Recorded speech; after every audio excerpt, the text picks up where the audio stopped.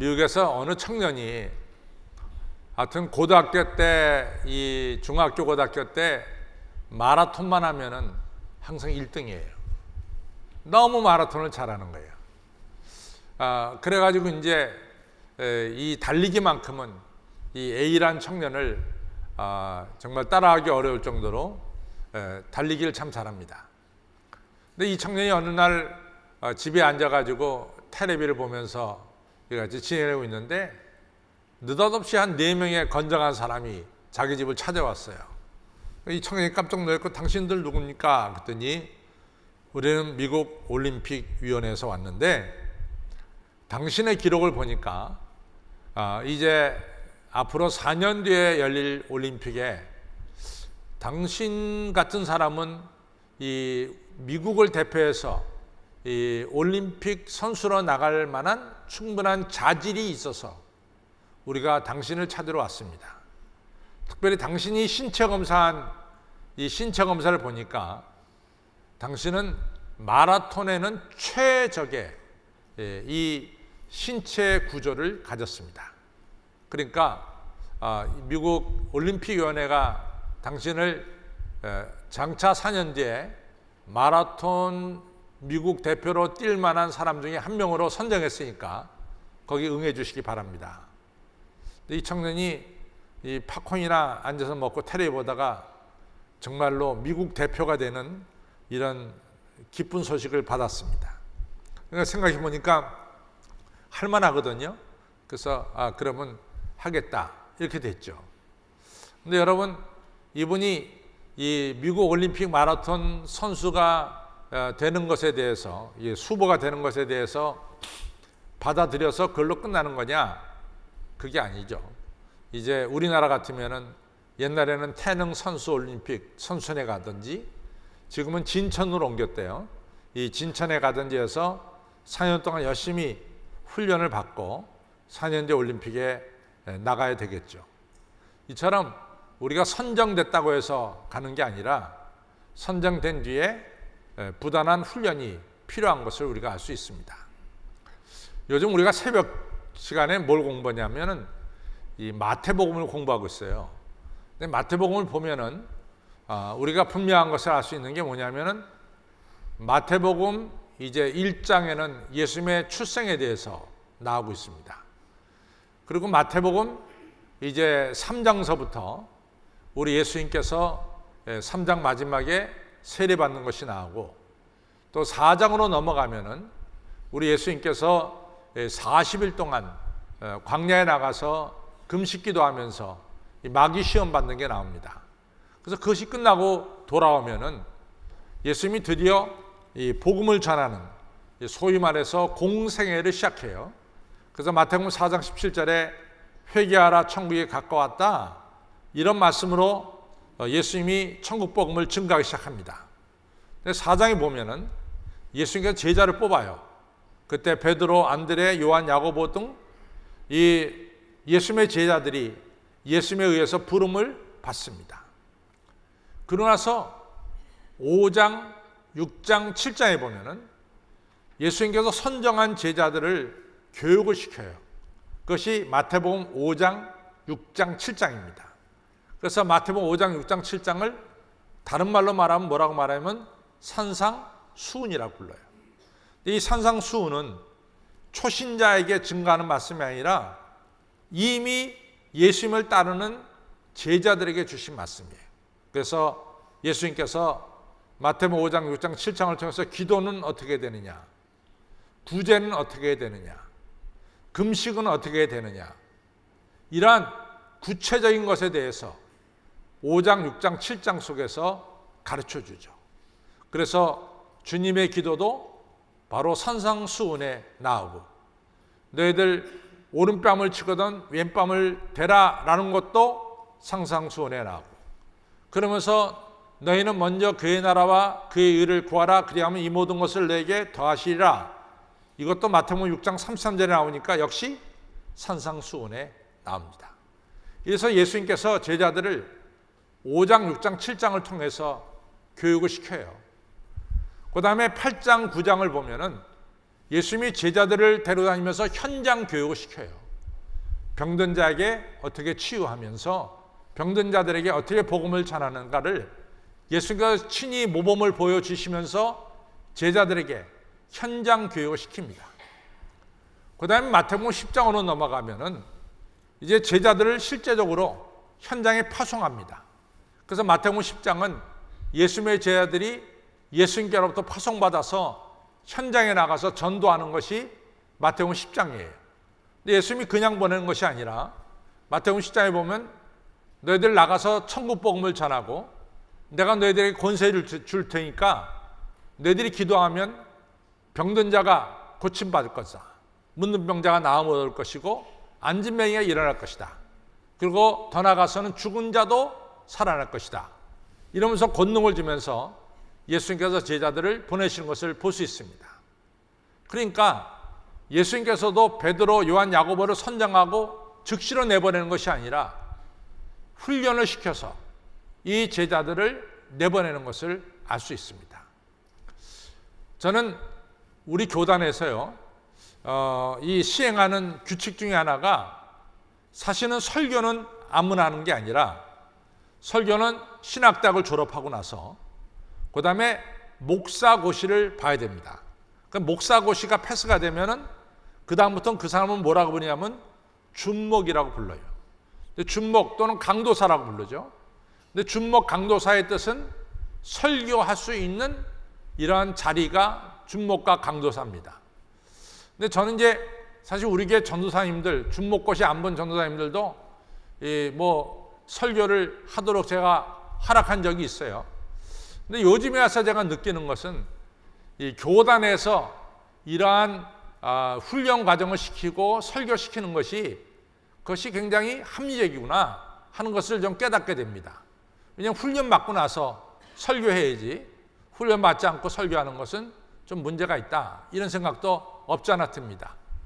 어쨌든 간에 예수님께서도 제자를 뽑고 훈련을 시켰습니다.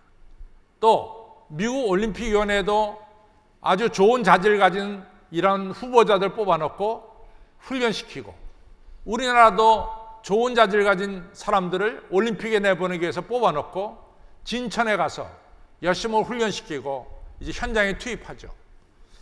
오늘 성경이 바로 그것이 나와요. 이제 오늘 성경의 상황은 어떤 상황이냐면은 사사시대입니다. 사사는 항상 이스라엘에 존재했던 건 아니고 이스라엘의 왕은 그 당시에 사사시대는 하나님이고 이스라엘이 위기가 처했을 때 하나님께서 사사를 세워가지고 그 위기를 이길 수 있도록 극복할 수 있도록 하는 제도가 바로 사사제도입니다. 근데 이제 이스라엘이 7년 동안 미디안 족속에게 어려움을 겪었어요. 미디안, 아말렉 이런 족속들은 이 사막이나 광야에 다니는 도적 떼들입니다. 그래서 이스라엘이 이같이 추석 때 추수를 잘 걷어놓으면은 이 미디안이나 아말렉 족속들이 도적 떼들이 들어와서 추수물을 다 뺏어가는 거예요. 그러니까 이스라엘 사람은 너무 허탈해. 그렇게 농사를 졌는데 이 가을에 다 미디안 족속들이 뺏어가니까 얼마나 허탈하겠어요. 그런 상태를 무려 7년 동안을 지냈어요. 그러니까 이스라엘 백성들이 참 어렵게 됐죠. 그때 이제 오늘 보면은 하나님의 사자가 나타나가지고 이 기드온이 미디안이 무서우니까 큰 포도즙 틀, 이 포도들 틀에서 몰래 숨어가지고 안 보이죠, 바깥에서는. 그 안에 들어가서 밀 이삭을 추수했어요. 근데 그 자리에 하나님의 사자가 나타나더니 하시는 말씀이 뭐냐면 큰 용사야, 하나님이 너와 함께한다. 이런 정말로 기대하지 못했던 이야기를 하신단 말이죠. 그러니까 기드온이 당장에 그랬어요. 아니, 지금 뭘 보고 계세요? 제가 지금 미디안 족속이 무서워하고 겁나가지고 포도즙 틀에서 숨어가지고 겁쟁이처럼 밀 이삭을 추수하는데 어찌 저한테 큰 용사라고 부릅니까? 그런데 이 하나님의 사자는 뒤로 물러서지 않고 큰 용사야, 하나님이 너와 함께 계시도다. 네가 미디안을 다 물리칠 것이다. 이런 얘기를 또 하는 거예요. 기드온이 그러잖아요. 하나님, 이게 모르십니까? 우리 집이 이 므낫세 12지파 중에서 므낫세 지파인데 므낫세 지파 중에 우리 집이 가장 작고 우리 집에서 가장 막내가 접니다. 제가 제일 꼬렙인데 왜 저한테 자꾸만 큰 용사로 부르십니까? 그러나 하나님의 사자는 한 걸음도 뒤로 물러서지 않고 하나님이 너를 통해서 미디안을 물리칠 것이다. 이런 말씀 하시죠. 이래가지고 결론적으로 보면은 기드온이 우리가 아는 대로 7년 동안 이스라엘을 지배했던 미디안을 물리치고 이제 승리를 거두는 것을 볼 수 있습니다. 근데 이 과정에 뭐가 있었냐면 우리가 성경을 자세히 보면은 아까 제가 말씀드렸듯이 마라톤 선수 하나 뽑아놓고 미국 올림픽위원회가 훈련을 시켰듯이 또 우리나라도 선수 하나 뽑아놓고 진천에 가서 훈련시키듯이 하나님께서 기드온을 뽑아놓고 기드온을 훈련시키는 과정이 오늘 우리가 읽은 사사기 6장, 7장을 통해서 자세히 나옵니다.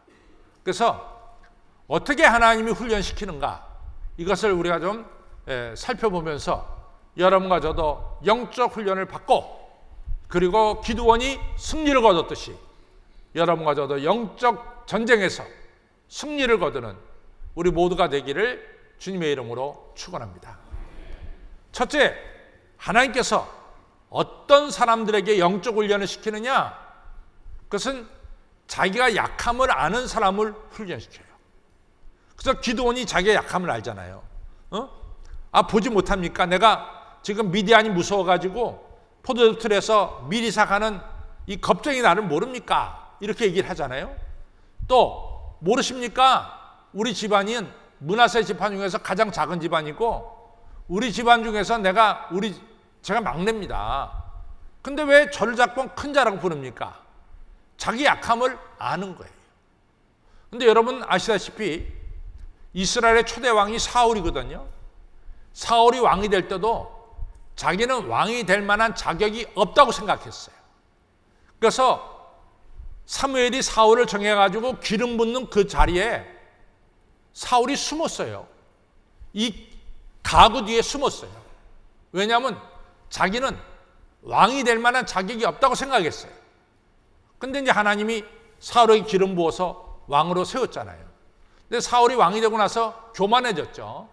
그래서 사무엘상 15장에 보면은 사무엘이 사울에게 하는 말이 있습니다. 당신이 겸손할 때 하나님께서 당신에게 기름을 부어서 왕 세우지 않았습니까? 근데 어찌 당신이 교만해져가지고 하나님 말씀을 불순종합니까? 이런 말씀이 바로 사무엘상 15장에 나오죠. 다윗도 마찬가지예요. 다윗도 여러분, 다윗이 굉장히 겸손했잖아요. 다윗이 이세의 8번째 아들 아닙니까? 그 다음에 다윗도 그렇고 다윗 아버지도 그렇고 다윗은 이스라엘의 왕이 될 만한 제목이 아니라고 생각했어요. 그래서 이 사무엘 선지자가 왔을 때 이세가 7 아들은 집안에 불러들였지만 8번째 아들 다윗은 양을 치도록 바깥으로 내보냈어요. 이처럼 아버지도 다윗이 왕이 될 만한 자격이 없다고 생각했어요. 다윗 자신도 형님들도 다 계신데 제가 어떻게 왕이 되냐 이렇게 생각했단 말이죠. 또 다윗의 최대의 장점 중에 하나는 뭐냐면은 시편 23편에 보면은 여호와는 나의 목자시니 내게 부족함이 없으리로다 이런 말씀을 하셨어요. 근데 이 시는 다윗이 말년에 쓴 시가 시편 23편이에요. 자기 일생을 되돌아보니까 정말 부족함이 없는 인생을 살았어요. 그 이유가 뭐냐? 자기 어린 양 같은 나를 목자 되신 하나님이 인도해 주셨다 그 말이에요. 그러니까 다윗이 이런 고백을 할 때는 그 지역에서 모든 나라를 다 점령했을 때예요. 뭐 북쪽으로는 아람, 저 남쪽으로는 에돔, 그 다음에 블레셋, 또 동쪽으로는 암몬과 모압, 주변의 나라들을 다 점령하고 조공을 받을 때 다윗이 정말로 큰 왕이 됐을 때 다윗이 고백하기를 지금 이 자리에 온 것은 나의 목자 되신 하나님께서 양 되신 나를 인도했기 때문에 이 자리에 왔습니다. 그러니까 다윗은 늘 겸손했어요. 그것이 다윗이 하나님께 사랑받는 원인이었고 훌륭한 왕이 된 원인이었습니다. 여러분, 다윗만 그렇습니까? 모세가 부름받을 때는 마찬가지예요. 우리가 출애굽기 3장 4장에 모세의 부름받는 게 잘 나오죠. 모세가 하나님께 부름받아서 하나님 저 아닙니다. 사람 잘못했겠습니다. 저 나이 많았고 또 제 말도 잘못하는 거 아시지 않습니까? 저는 또 애굽에서 실수한 것들이 있어요. 그 제가 이스라엘 민족을 애굽에서 이끌어낸다는 것은 그건 제가 할 수 없는 일입니다. 저는 약하고 모자랍니다. 이렇게 자기의 부족을 얘기했단 말이죠. 베드로도 마찬가지예요. 베드로도 주여 나는 죄인으로서 나를 떠나서서 나는 부족한 자입니다. 근데 예수님이 불렀어요. 예수님이 부른 사람들 보면은 한결같이 어떤 사람을 불렀느냐? 자신의 약함을 깨닫는 자들을 불렀어요. 왜 그러냐? 자신의 약함을 깨닫는 사람들이 배워요. 자신이 강하다고 생각하는 사람들은 배우지 못해요. 이게 아주 분명한 겁니다. 자신이 약하다고 생각하는 사람들은 열심히 하나님 말씀을 배우고 듣고 그리고 자라납니다. 그러나 자기가 잘났다고 생각하는 사람은 남한테 배울 생각을 안 해요. 그러니까 자라나질 못하는 거예요. 그 한계가 있어요. 제가 신학대학 들어갈 때 70년대 초에는 정말로 사명을 가지고 신학대학 갔어요. 사명을 가지고. 왜냐하면 그 당시에 목회자들이 다 어렵게 살 때거든요. 그러니까 이 사명을 가지지 않으면 신학대학 가기 어려워요. 그래서 이제 저희 학년만 하더라도 그 당시엔 다 중학교도 시험 보고 들어가고 고등학교도 시험 보고 들어가고 대학도 시험 보고 들어가니까 정말로 정해졌죠. 어느 학교가 좋은 학교고 어느 학교 나오면 어느 정도 들어가고 그랬죠. 근데 학년에 보면은 경기고등학교 출신들도 한신대에 들어와. 또 이같이 뭐 서울에서 유명한 학교 출신들이 다 들어와. 지방에서도 좋은 학교 출신 들어오고. 그러면은 편차가 심해. 또 어떤 학생은 서울 상대를 졸업했어. 졸업하고 또 들어왔어. 그래서 또 신학을 공부하는 거예요. 그러니까 굉장히 50명밖에 안 되는데 목사 되는 분들이 50명밖에 안 되는데 편차가 너무 심해.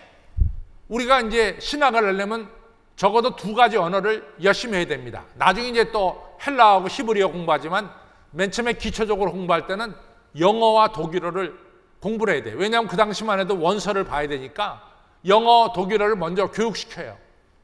근데 어떤 사람은 영어를 줄줄줄줄 읽어 나가. 왜? 고등학교 때 영어 잘했으니까. 독일어 줄줄줄줄 나가. 어떤 사람은 이 신학대학에 와서 독일어 처음 보는 사람도 있어. 그러나 편차가 심하다고. 근데 이제 중요한 것은 뭐냐? 너무나 공부를 잘하는 사람은 다 시시하게 보여, 다른 애들이. 왜 자기만큼 공부하는 애가 없으니까. 근데 다른 어떤 사람들은 자기가 너무 부족해. 그래서 학교 끝나면 도서관에 가서 열심히 공부해. 4년 뒤에요. 누가 1등으로 졸업하느냐?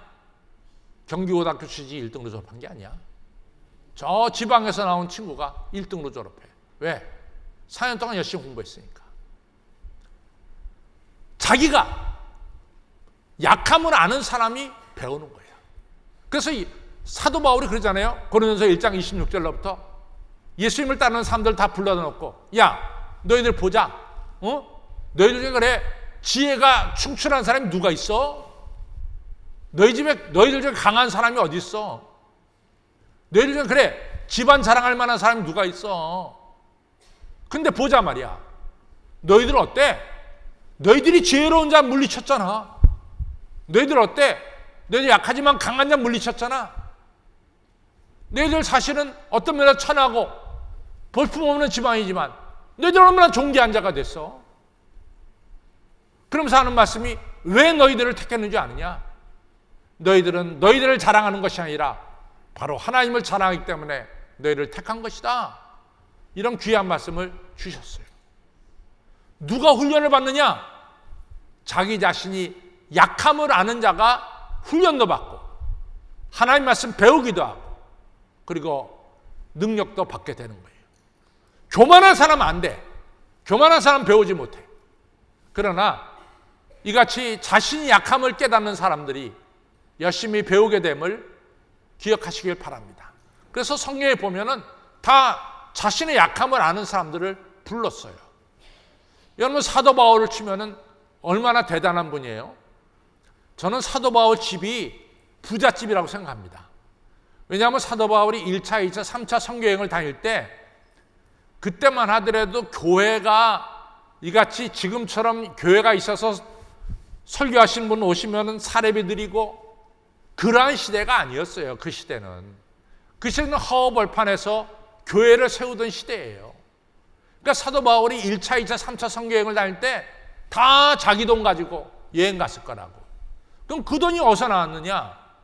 사도 바울 집이 부잣집이었어요. 그래서 사도 바울을 도와줬다고. 사도 바울 로마 시민권자였어요. 사도 바울 헬라어로 얘기하니까 너무 유창하게 헬라어로 잘해. 히브리어, 나는 히브리인 중에 히브리인이다. 나만큼 히브리어 하는 사람 나와봐라. 히브리어도 너무 능통하게 잘해. 사도 바울 율법을 사도 바울만큼 아는 사람이 어디 있었어요? 이러한 사도 바울이었어요. 근데 사도 바울이 전 고린도전서 9장에 나오는 말씀을 늘 머릿속에 기억합니다.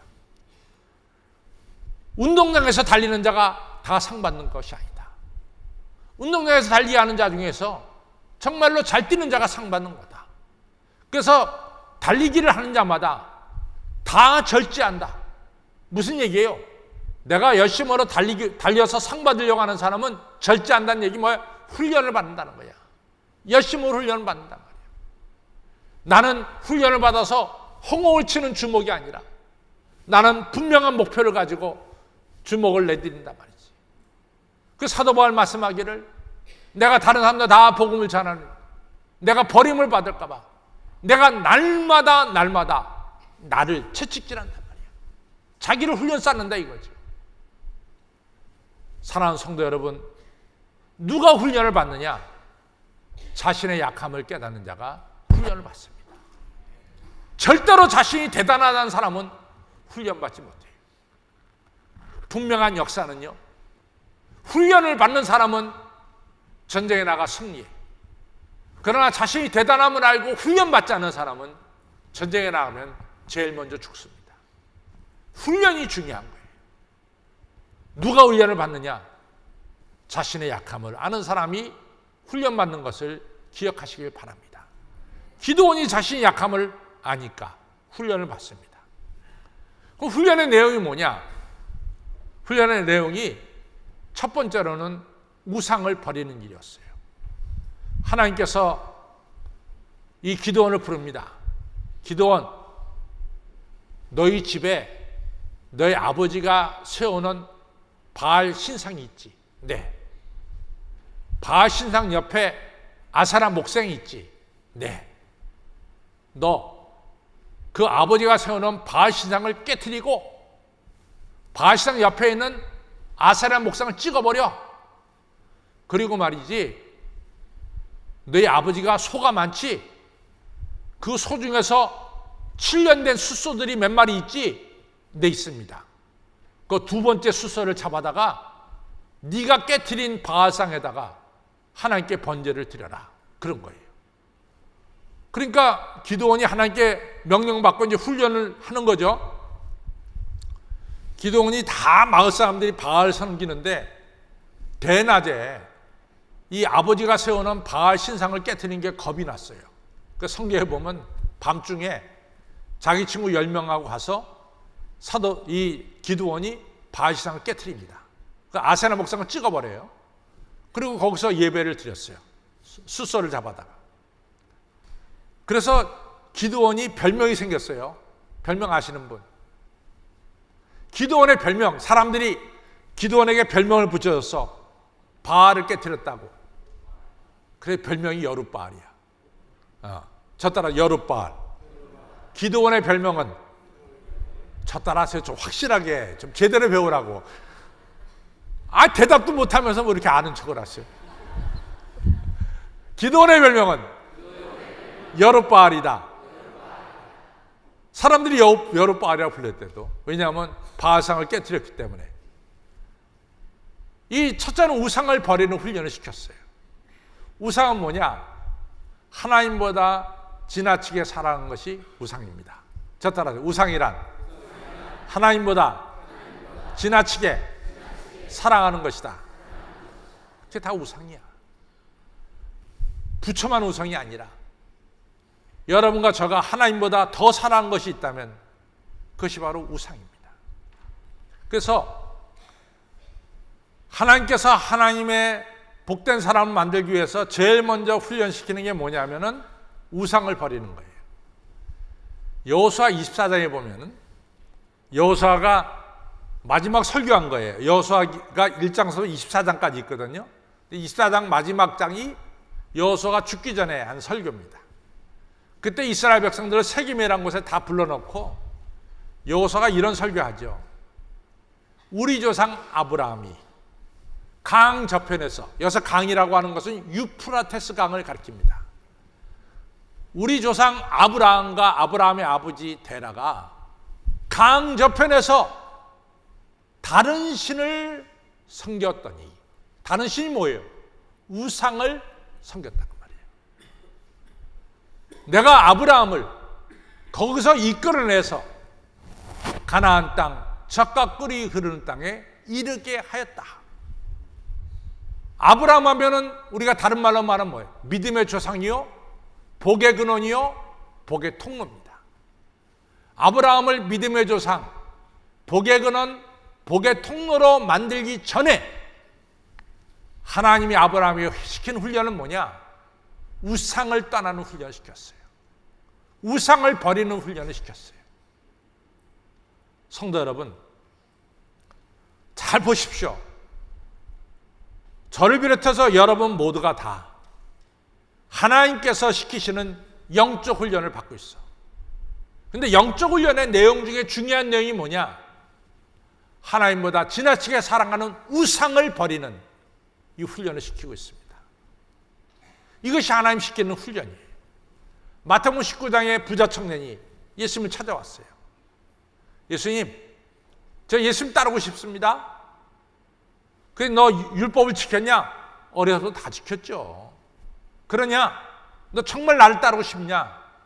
그러면 네 재산을 다 가난한 자에게 주고 그리고 와서 나를 따르라. 부자 청년이 돌아갔어요. 왜냐? 부자 청년에게 우상은 바로 재물이었어요. 하나님보다 더 귀한 것은 재물이었어요. 그렇기 때문에 부자 청년은 그걸 버릴 수가 없었어요. 여러분과 저가 아브라함처럼 복의 통로가 되려고 하면은 가장 중요한 게 뭐냐? 우상을 버리는 훈련을 해야 됩니다. 우상을 버리는 훈련. 세 번째로 하나님이 기드온에게 훈련시키는 뭐냐? 순종이에요. 순종. 이제 기드온이 미디안과 싸우려고 전쟁에 나섰어요. 그러니까 그 당시에는 정규군이 없으니까 군대를 모집해야 돼. 그러니까 기드온이 야, 우리가 언제까지 미디안과 이같이 미디안에게 고통당했느냐? 전쟁에 나갈 사람 나와라. 그랬더니 이스라엘 백성 중에 얼마가 나왔냐면 32,000명이 나왔어요. 32,000명.